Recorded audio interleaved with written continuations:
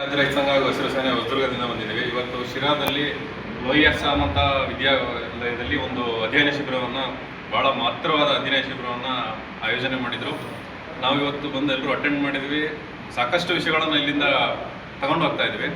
ಭಾಳ ಮುಖ್ಯವಾಗಿ ಒಂದು ಸೇಯಿಂಗ್ ಇದೆ, world is not suffering from violence of many, it's because of silence of few people ಅಂತೇಳಿ. ಒಳ್ಳೆಯವರು ಸುಮ್ಮನೆ ಇರೋದಕ್ಕೆ ಪ್ರಪಂಚ ಹಾಳಾಗ್ತಾ ಇರೋದು ಹೊತ್ತು ಕೆಟ್ಟ ನೀತಿಗಳಿಂದ ಅಲ್ಲ ಅನ್ನೋದನ್ನ ಇನ್ನೊಂದ್ಸರಿ ಕನ್ನಡದಾಗ ಹೇಳ್ತಾ ಇದ್ದೀನಿ. ದಯವಿಟ್ಟು ಒಳ್ಳೆತನ, ಈ ಯುವಶಕ್ತಿ ಎದ್ದು ಹೋರಾಟಕ್ಕಿಳಿದ್ರೆ ಮಾತ್ರ ರೈತನಿಗೆ ಉಳಿಗಾಲ ಇದೆ. ಮಂಜಾಣ ಹೇಳ್ತಿದ್ರಂದ್ರೆ ಪ್ರತಿಯೊಬ್ಬನ ರೈತನ ಸಮಸ್ಯೆಗೆ ಉಳಿಗಾಲ ಆಗಬೇಕು, ಉಳಿಬೇಕು ಅಂತಂದರೆ ಚಳುವಳಿ ಒಂದೇ ಉತ್ತರ.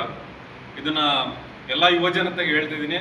ಈ ಎಲ್ಲಿ ಸಂಘಟನೆ ನೋಡಿದ್ರು ಮಧ್ಯ ವಯಸ್ಸು ಕಳೆದಿರೋರು ಇರ್ತಾರೆ, ವಯಸ್ಸಾಗಿರೋರು ಇರ್ತಾರೆ ಅಂತ ನಮಗೂ ಅನಿಸ್ತಿದೆ. ಇವಾಗ ದಯವಿಟ್ಟು ಯುವಕರು, ರೈತರ ಮಕ್ಕಳು, ರೈತ ಮಹಿಳೆಯರು ಎದ್ದು ಬರಬೇಕು. ಈ ಚಳುವಳಿಗೆ ಇವತ್ತು ಬಿಡದೇ ಇದೆ, ನಾಳೆ ನಮ್ಮೂರು ಆಗುತ್ತೆ, ನಿಮ್ಮೂರು ಆಗುತ್ತೆ.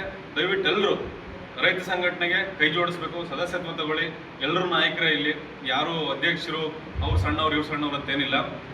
ಇವತ್ತು ಭಾಳ ಖುಷಿ ಆಯಿತು ಅವ್ರನ್ನೆಲ್ಲ ನೋಡಿ. ನಮಗೆ ಇವ್ರಿಗೆ ಒಂದು ಇನ್ಸ್ಪೈರಿಂಗ್ ಅಂತ ಇವಾಗ ಹೇಳ್ತಿದ್ವು. ಅವ್ರಿಗೆ ಕರ್ನಾಟಕ ರಾಜ್ಯ ರೈತ ಸಂಘಕ್ಕೆ ಜಯವಾಗಲಿ.